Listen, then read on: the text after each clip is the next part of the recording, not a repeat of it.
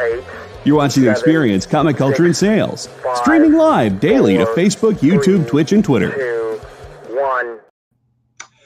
Hello, everybody. So I got a joke for you. There's a stockbroker, and he works in a company that a lot of the other stockbrokers are hunters, and they all have, like, you know, stuffed taxidermied animals that they've shot in their office, and it's all a big thing, and it's kind of a clique. And he'd never gone hunting before, but he realized he really needs to do this. He needs to hunt and to get in. So he went out and he figured out what he had to do, and he bought all the gear, and he went out for a long weekend to go hunting. He figured he'd go duck hunting because, you know, there's no chance the duck's going to turn around and kill him. So he went duck hunting, and he was there a couple days and just had no luck at all. And finally, on his fourth day, duck flies overhead, and he gets a shot off, and he clips the duck. But it's not a clean shot. It doesn't just fall right down. It kind of glances off, and it falls, but it falls off at an angle. And he starts running after it. He doesn't have a dog. He's trying to race after this thing. And he sees this duck as it plummets. It hits off of a barn and then falls to the ground. Well, he keeps after it, and there's a fence in front of him. He climbs over the fence, and he's making his way across this yard, and he gets close. He sees his duck, and he's about to get there, and suddenly he hears, "Hey, what are you doing on my farm?" He turns and looks and sees this big farmer with a shotgun draped over his arm. He goes, I'm sorry, sir, but I'm down here duck hunting. I just shot a duck, and it came down in your yard. I'm just coming to get my duck." He goes, "You're not from the South, are you?" He goes, No. He goes, "Oh, in the South, something falls on a man's property, it belongs to him. So that's my duck." And this poor stockbroker has just spent days and days trying to do this. He's like, I really need that duck. I got to go back. I got to go back to the city with that duck. The guy goes, "Not your duck." He goes, "But I shot it. It should be my duck. Is there anything we can do to work this out?" He goes, "Well, we could solve this the Southern way." The stockbroker's like, "Well, what's the Southern way?" He says, "Well, we kick each other in the groin over and over, and the last man standing gets to keep the duck." And this poor city slicker is like, "Oh my God, that sounds horrible. Why on earth would you do that?" And the guy's like, "It's a Southern way." He's looking at that duck, and he's thinking about the humility. If he goes back, he'll be ridiculed if he doesn't go back with something. So he takes a deep breath and goes, "All right, we'll do it the Southern way." And the farmer goes, "All right, well, since it's my property, I got to go first." The guy's like, trying to brace himself, like, all right, do it." The farmer puts his gun down, walks up, takes a good step into it like he's a football kicker, and just slams the guy. And this poor stockbroker's like, oh God, oh my God, oh. And he falls to the ground, and he's rolling over and over and making these unearthly sounds.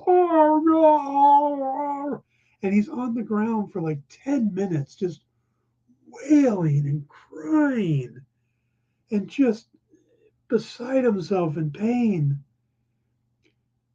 But he keeps thinking about going back without that duck and what it would mean. And he slowly just tries to force the pain out of his mind and get back up on his feet. And finally, he's standing up again, and he looks at the farmer and goes, "It's my turn." The farmer looks at him and goes, "Yeah, you can have the duck." Stay tuned for the Dan Wickline Show.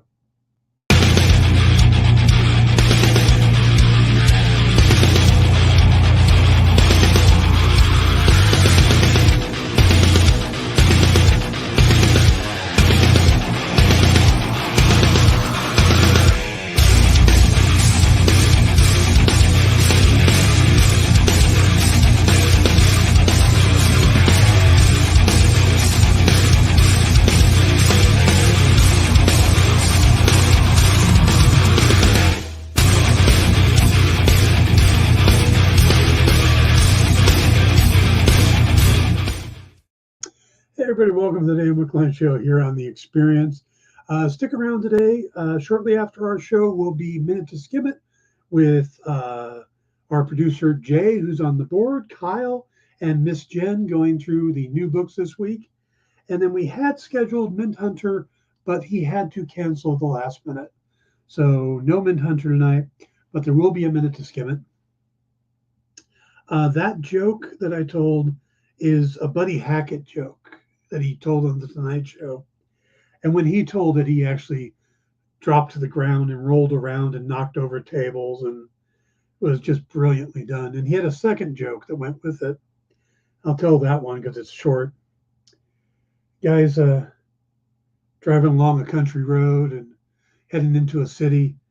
He's driving along and doing about 45 miles an hour, and looks down at the road beside him, and there's a chicken running next to him. But it's not a normal chicken. It's got 3 legs. And the guy's like, that's weird. So he steps on it, gets going a little faster, gets up to 55 miles an hour, which is now the speed limit in the city that he's pulling into. And he glances in the rearview mirror, and sure enough, there's that chicken. And it's getting closer. It's getting closer. And it passes him. And that 3-legged chicken just races ahead and dives into an alley. So he slams on the brakes, turns the car around, pulls into the alley. And sure enough, in the alley is this big farmer. And he goes, "Did you see a 3-legged chicken just running here?" He goes, "Yes, sir, that's one of mine." He goes, It's remarkable. It passed me on the highway. How is that possible?" He goes, "Well, we raise them that way." He says, "You raise them with 3 legs?" He goes, "Yeah." "Well, think about it. You're going to have a chicken dinner. You sit down, and what's your favorite piece of meat?" He goes, "Well, I like a drumstick." He goes, "Exactly." "Well, what if your wife wants a drumstick too?" He goes, "Well, there's 2 of them." He goes, "Yeah, but what if you have a guest? And what if your guest wants a drumstick too?" He goes, "Oh, I never thought about that." He goes, "Yeah. So we raise these things with 3 legs. So you get 3 drumsticks." He goes, "That's amazing. How do they taste?" Farmer goes, "I have no idea. We never caught one."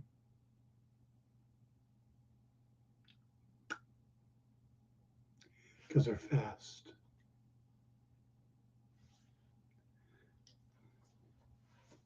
There was a third joke that went with it.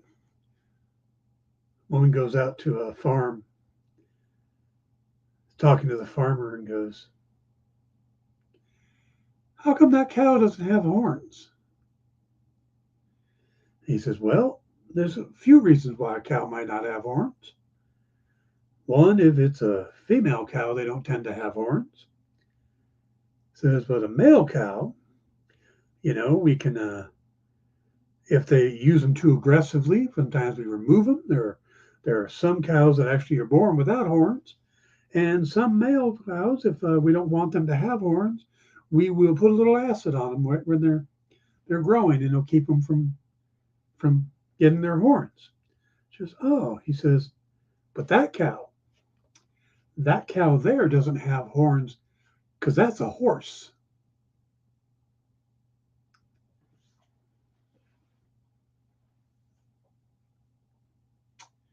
Yeah.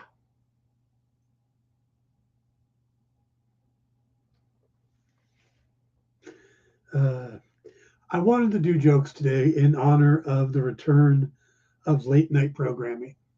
Jimmy Kimmel, Stephen Colbert, Seth Meyers, Jimmy Fallon, they all came back, John Oliver, and it is great to have them back because sometimes you need to have the insanity of this world looked at through a humorous lens. And the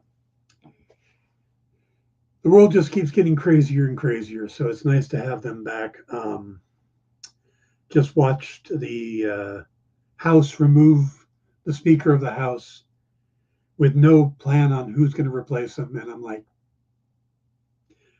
yeah, we need some humor. So, all right, but now we're going to roll into the news.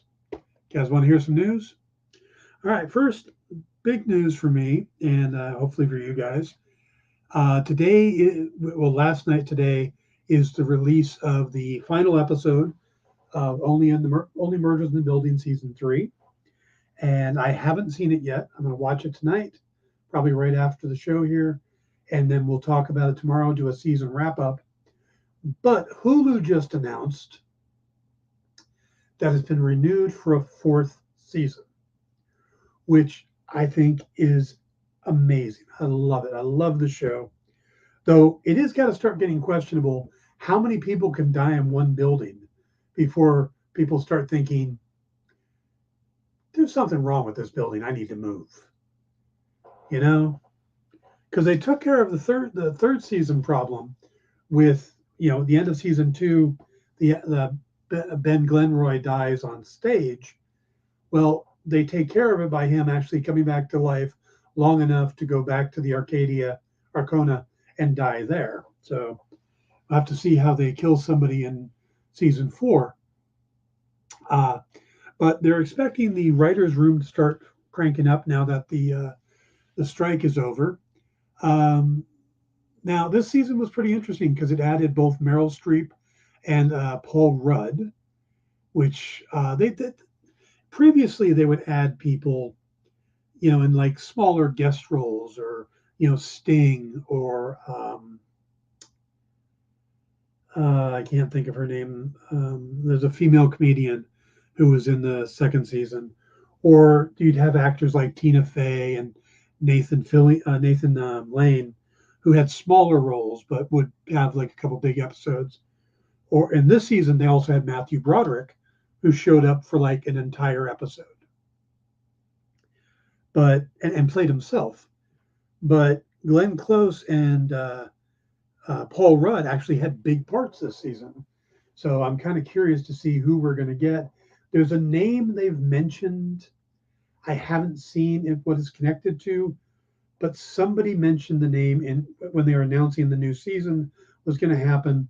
They mentioned the name Chevy Chase, and I love that because, of course, Chevy Chase, Steve Martin, and Martin Short were all in Three Amigos together. So I would love if Chevy Chase comes in for season 4. I think that would be amazing. But again, I don't have any information on that yet. The show is up for a Emmy when they do them in January. Yes, Amy Schumer. Thank you. Couldn't think of her name. It's up for an Emmy against Abbott Elementary, Barry, The Bear, Jury Duty, The Marvelous Miss Maisel, Ted Lasso, and Wednesday.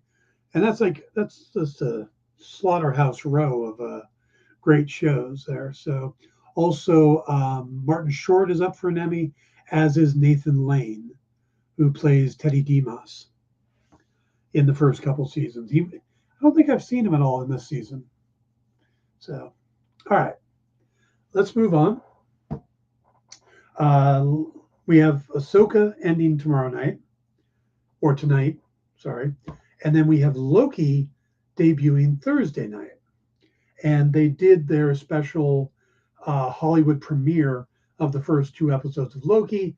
and Kevin Feige was there, and he talked about the fact that the Marvel actors aren't there, and the Screen Actors Guild is still on strike, so hopefully that'll be ending soon. They're in negotiations. But Kevin Feige said, obviously our cast is not here tonight, but let me tell you something. They all worked so hard. They loved it so much. Our star, Tom Hiddleston, is not just our star and our Loki for the past 12 years. He's one of the executive producers, and he's incredible. And this show wouldn't happen without him. Now, Loki season 2 picks up in the aftermath of the shocking season finale, when Loki finds himself in the battle for the soul of the Time Variance Authority. And along with Mobius and Hunter B-15, a team of new and returning characters, Loki navigates an ever-expanding and increasing dangerous multiverse in search of Sylvie, Judge Renslayer, Miss Minutes, and the truth of what it means to possess free will and glorious purpose.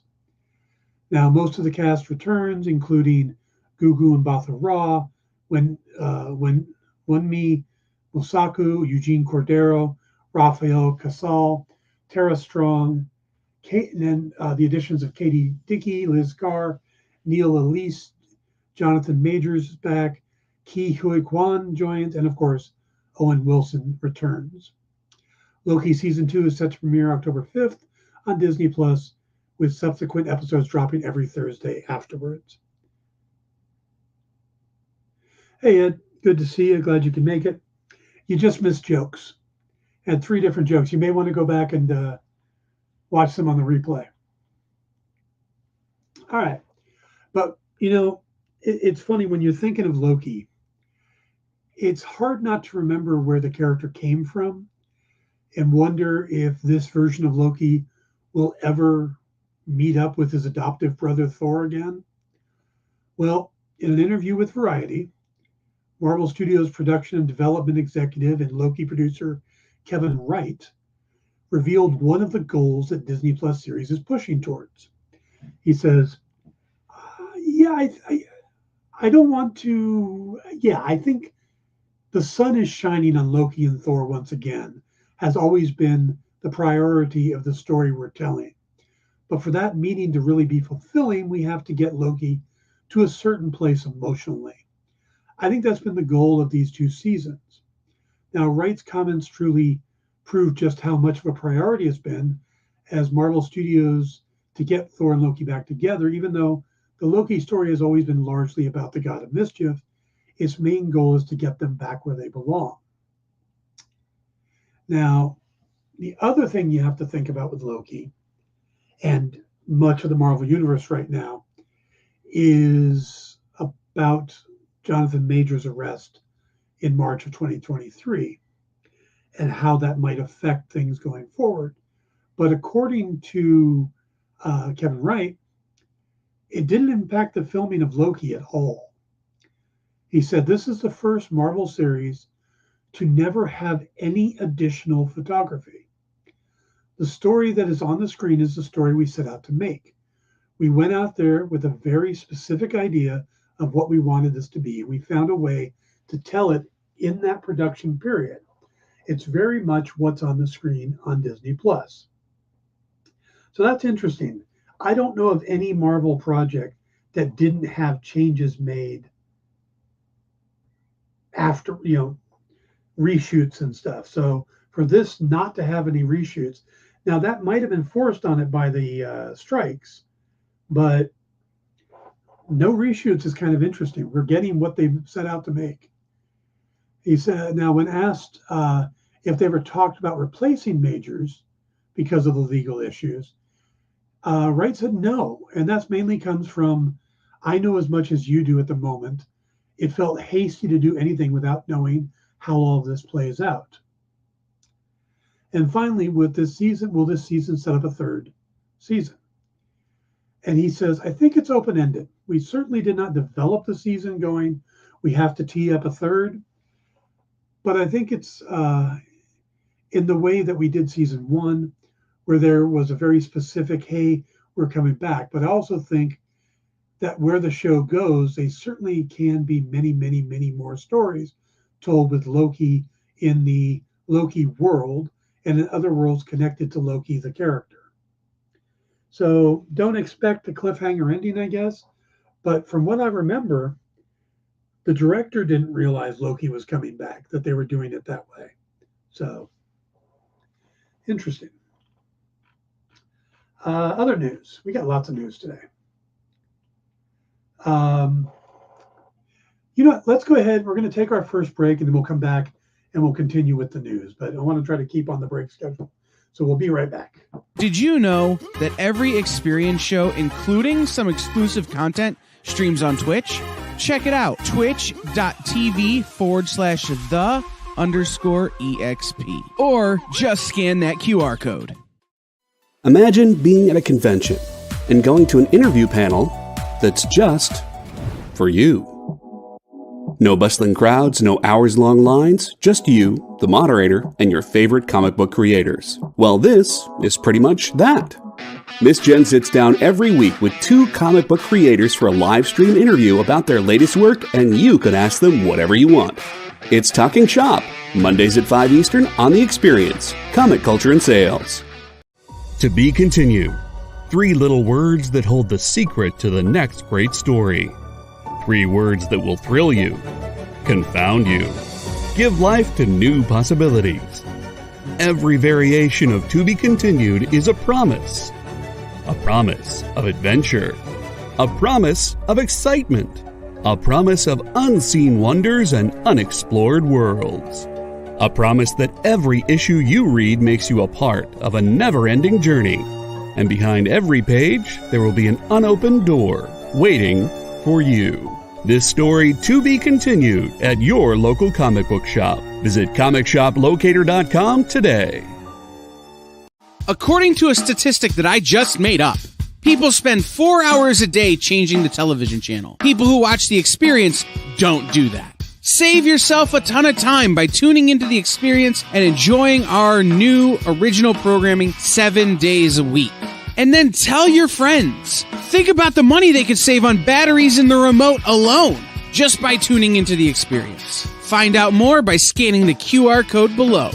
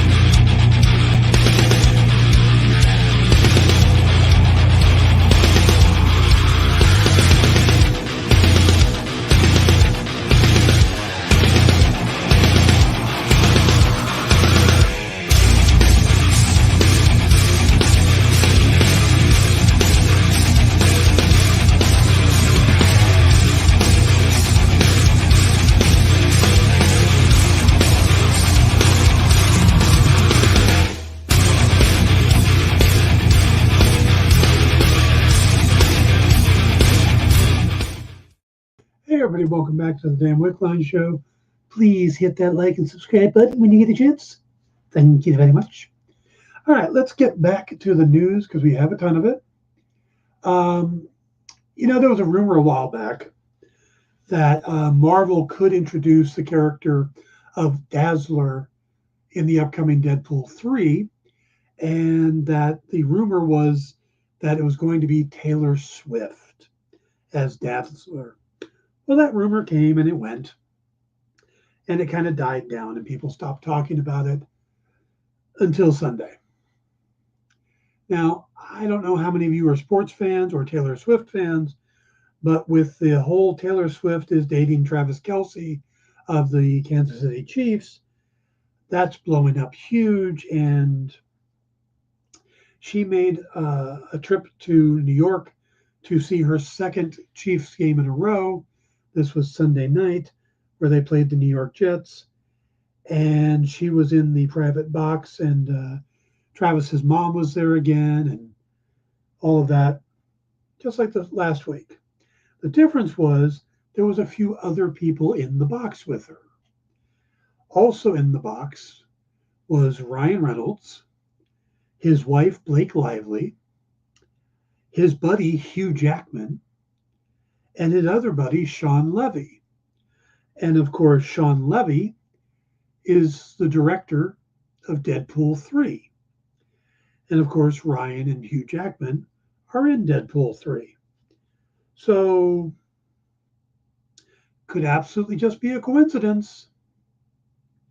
But I know a lot of people are looking at that and running with it, saying, see, she's going to be Dazzler. She's going to be Dazzler.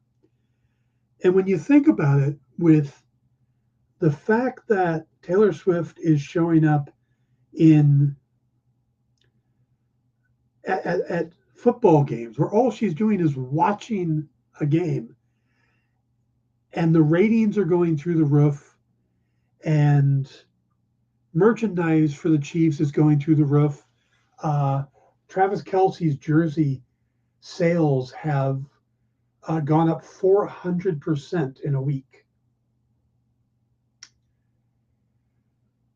Marvel would do well to get Taylor Swift into the film as Dazzler. I don't think it would hurt the box office at all. Just saying. So, all right, fans of the Peacemaker series will be happy to hear the latest news. 1 second. Forgot to put that on silent.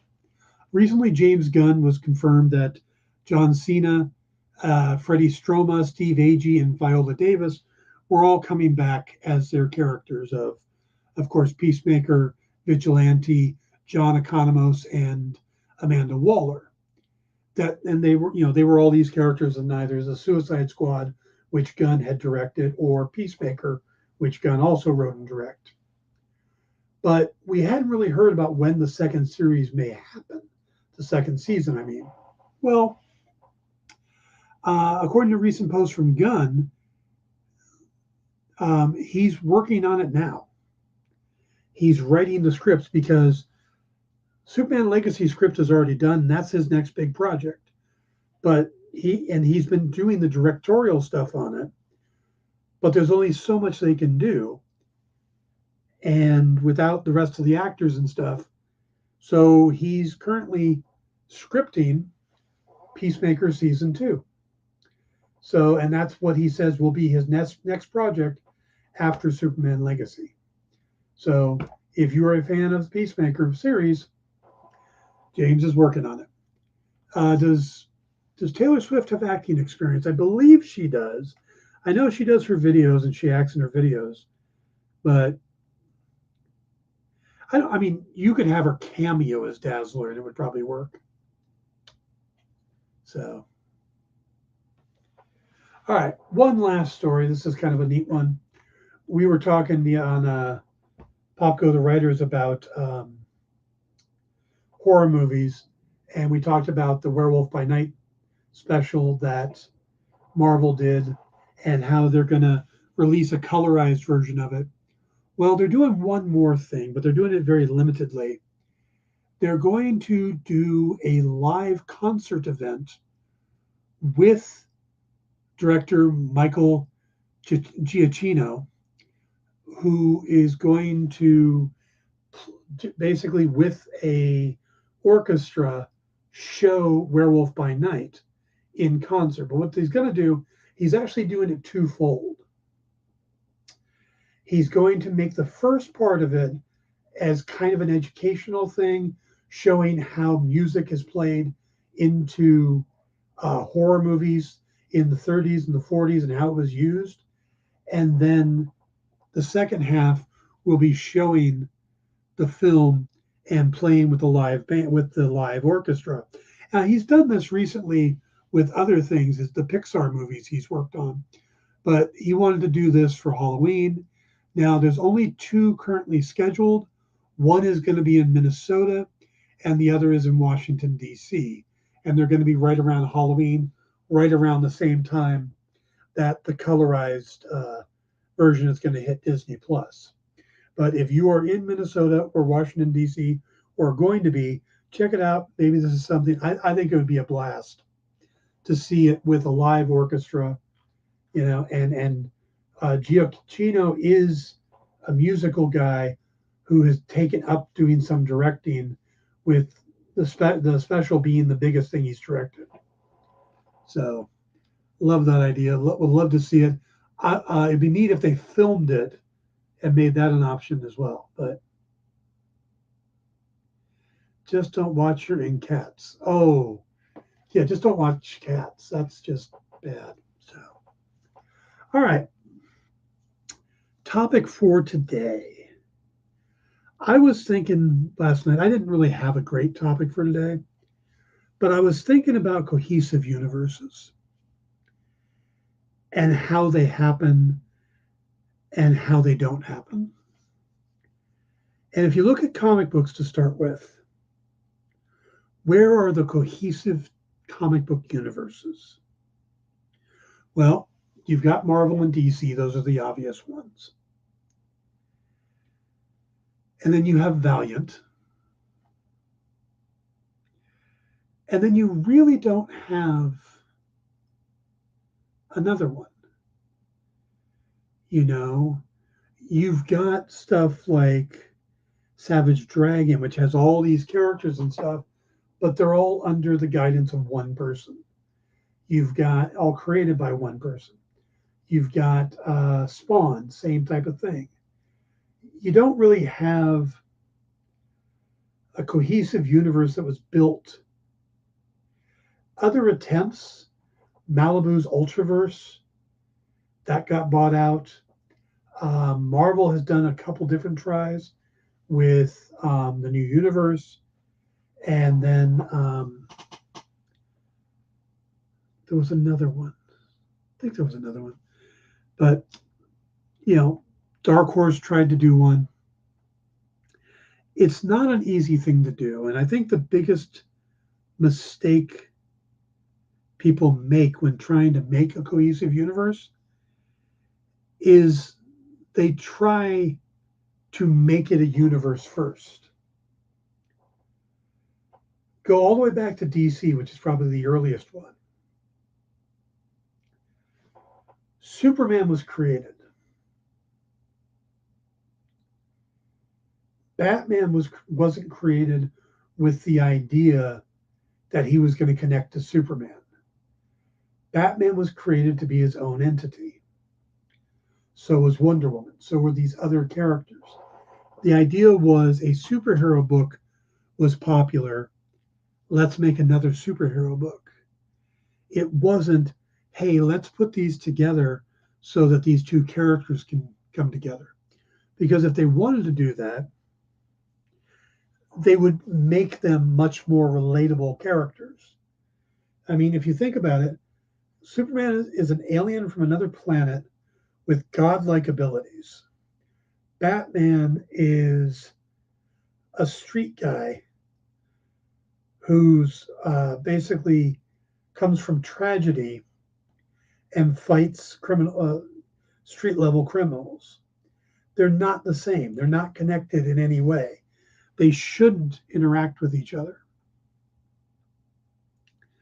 But they made it work because they established the characters and then found a way to cross them over. Why it didn't work in the movies is that they established Superman, and instead of using an already established Batman, they tried to give us a brand new one and mush them together and put them at each other's throats. And you've got a lot to take in there because Superman is so much more powerful than Batman. To put those two on the same level, you have to accept the conceit that with enough planning, Batman can defeat anybody. And that's a difficult conceit to accept. But, and then they threw in Wonder Woman and glimpses of these other characters.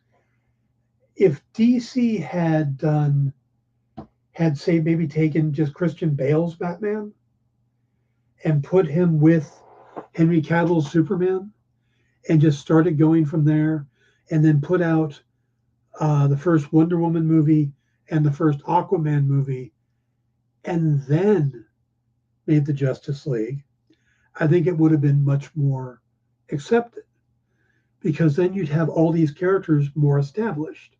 The problem is that a lot these characters were created as part of this other movie that was directed by one guy and then changed by another guy. And then they were supposed to go off and do their own films, and you really don't know who they're supposed to be. So the reason it worked for Marvel is that Marvel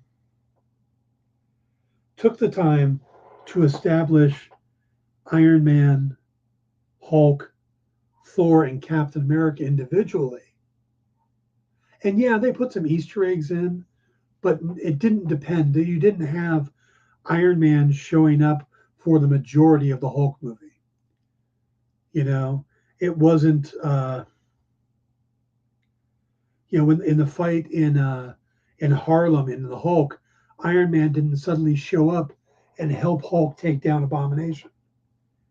I think that would have really taken away from the movie.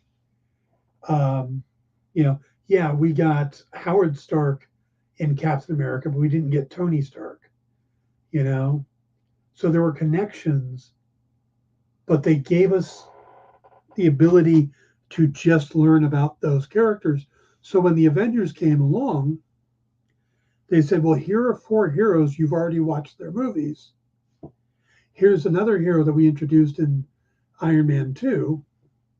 And here's one that had a cameo in Thor. And those are your Avengers. Oh, and your bad guy is somebody you already know as well. So to me, that's the big reason that Marvel worked, is they established the characters before jamming them all into one film. It says, do you think DC panicked a little over MCU success and rushed to catch up? Yes, absolutely. That's what it seems like. Yeah. They wanted to get to their team movies. They wanted their Avengers movie, and they didn't take the time to build it properly. And it hurt them. It hurt them a lot. But but you got to go back to the comics again.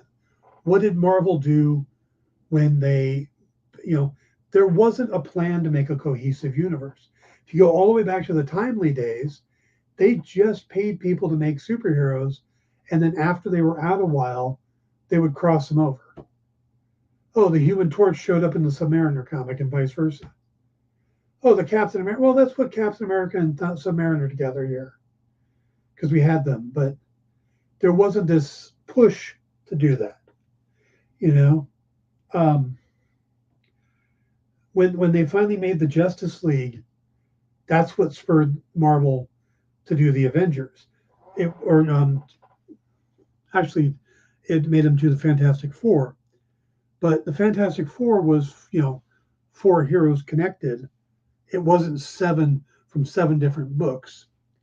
And the only reason the Avengers ever came out is because Bill Everett had a drinking problem. The Avengers was never supposed to be a comic.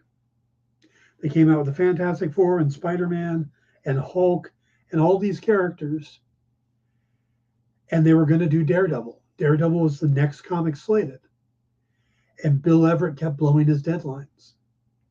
So Stan got his most reliable artist, Jack Kirby, and they were good because the way it was set up at the time, they had to put out X number of books a month to keep that many slots with National Periodical.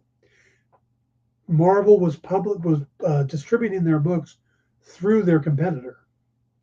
So if they had 12 slots and only put out 11 books, they would only have 11 slots the next month.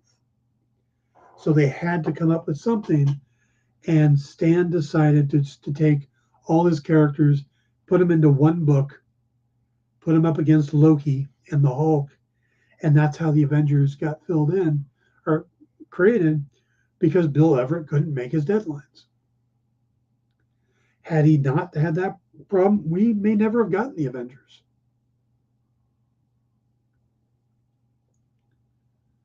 Alcohol, the solution to and cause of life's problems. Yep. So, but those are two that started off with the idea of being, let's just put out comics. And then once they became popular, they went, oh, let's put Batman over here. Let's put Spider-Man into the Daredevil comic and see what happens. I mean, they didn't put Spider-Man in Daredevil for sales. They put Spider-Man in Daredevil because Stan wanted to find out how John Romita would do drawing Spider-Man, knowing that Steve Ditko was leaving, because he wanted John Romita to move over to Spider-Man, but he needed to test him. Those are the kind of things. It was never meant to be a cohesive universe. Valiant, on the other hand, and some of these newer ones were made to be cohesive.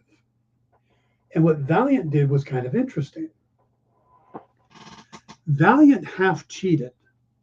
See, we think about Valiant now and we think of Bloodshot and Ninjak and Exo-Man of War and those characters. But Valiant looked very different when they debuted in the 90s because they had a handful of established characters that they licensed to help build their universe. Magnus, Robot Fighter, Dr. Solar, Man of the Atom, Turok, Dinosaur Hunter, and there's one more and it's slipping my mind. Well, I know Dr. Spectrum, but he wasn't the one I'm thinking of.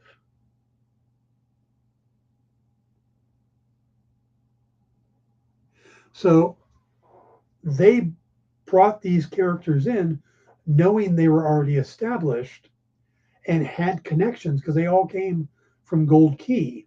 So they basically borrowed an existing cohesive universe, added their own characters to it, and built it from there. And then when that license ran out and they lost those characters, they just continued forward with the characters they created. So that's kind of an interesting approach.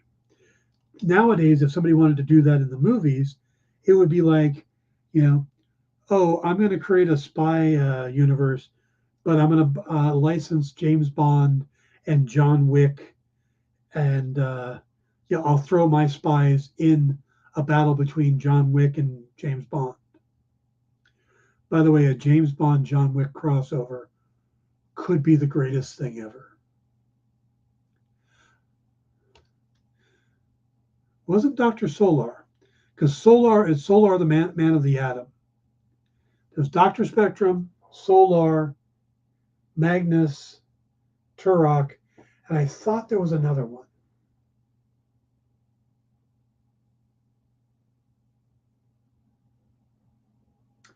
And I know that Dynamite had them for a while too.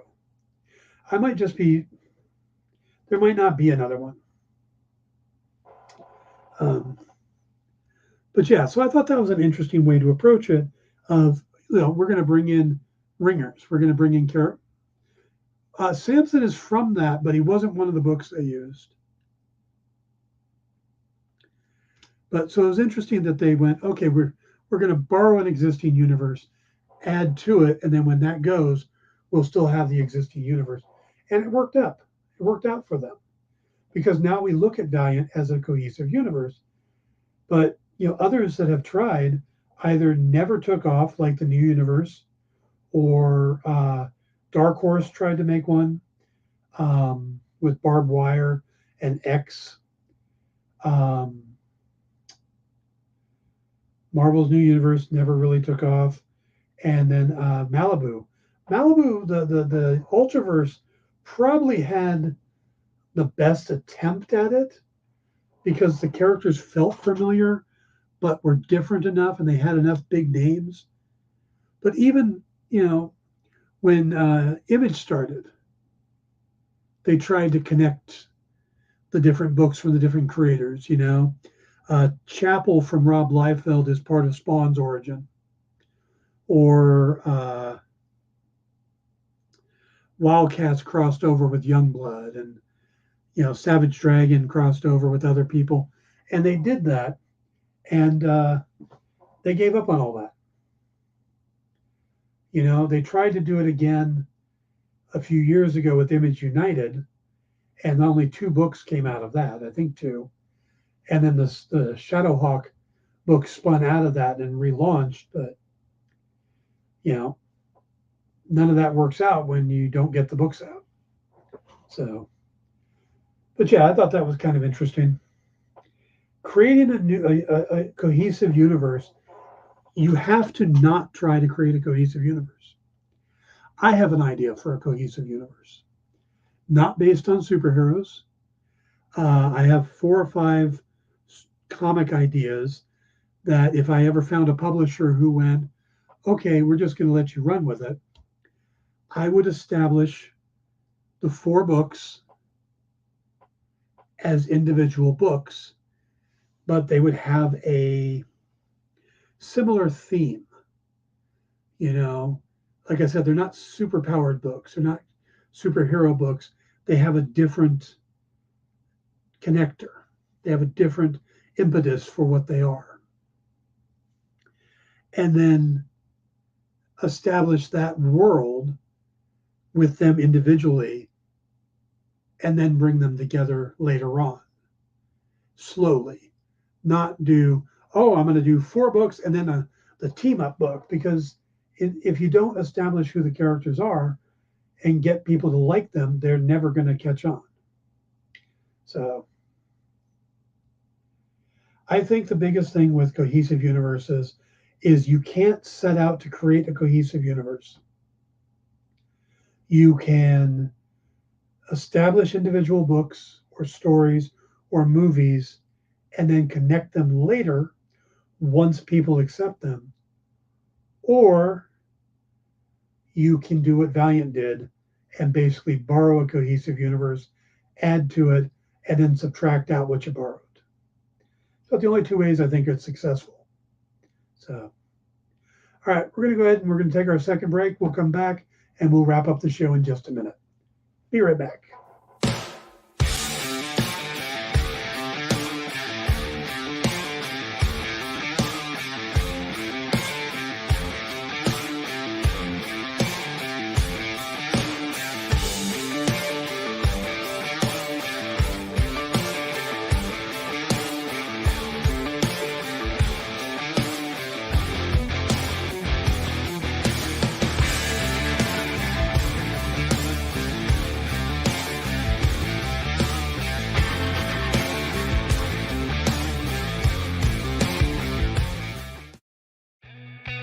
Programming on the EXP is made possible by viewers like you, or your local comic shop, or that Kickstarter you backed, or the publisher you like, or comic industry professionals who want to share a message with the world. Really, anyone who wants to advertise with us can. If you're interested in seeing a product you know and love, or are creating, or are publishing, or are involved with, advertised here on The Experience, and having your message shared with our viewers, please reach out by scanning the QR code below or visiting our website and using the contact form. Do you remember what it was like when you were a little kid and you got a letter in the mail? Now imagine that letter was filled with information about your favorite shows, pop culture questions, links to things you're going to want to see later, and even sneak peeks at upcoming programming here on The Experience. That's what the EXP mailing list is. Every week, we send you sneak peeks, information, and all of the relevant links for all of the shows you want to see. Sign up now on our website or scan the QR code that's on your screen right now.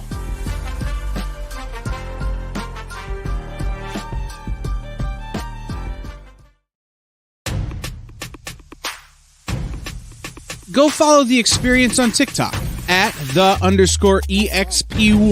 Or scan the QR code on the screen. Our TikTok is like everywhere else we are, except you only have to deal with us for a minute. Seems like a win-win to me.